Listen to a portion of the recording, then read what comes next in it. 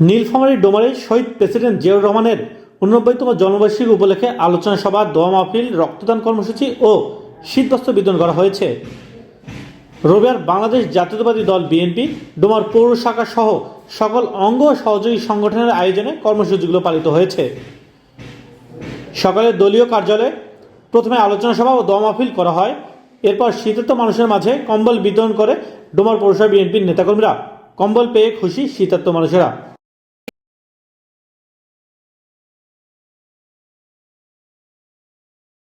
BMP থেকে কম্বল পাইলাম, পাই একটু উদ্ধার হলো। টুইন সাহেব কম্বল দিয়ে যাওয়ার জন্য দোয়া করি বলে উপকার হলো। আমরা গরিব মানুষ, কম্বল দিছে তার জন্য দোয়া করি। গরিব মানুষ, বিএনপি আমাদের কম্বল দিল, আমরা তার জন্য দোয়া করি। এরপর ইঞ্জিনিয়ার শাহরুল ইসলাম চৌধুরী তুহিন ব্লাড ব্যাংকের সার্বিক সহযোগিতায় নেতাকর্মীরা রক্তদান করে। সাধারণ মানুষের পাশে বিএনপি সবসময় থাকে বলে ডোমার পৌরসভা বিএনপির নেতাকর্মীরা জানান। আমরা দিনব্যাপী বিভিন্ন কর্মসূচি গ্রহণ করেছি। কর্মসূচির মধ্যে আমাদের প্রথমে আলোচনা সভা, এরপর দোয়া খায়ের, শীতার্ত মানুষের মাঝে কম্বল বিতরণ এবং রক্তদান কর্মসূচি।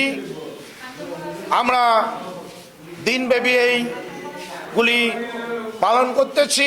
শহীদ প্রেসিডেন্ট জিয়াউর রহমানের 89তম সভাপতিতে আমরা দোয়া মোনাজাত করলাম। করার পরে এখানে আমরা গরিব লোকদের মাঝে কিছু শীত বস্ত্র কম্বল বিতরণ করলাম।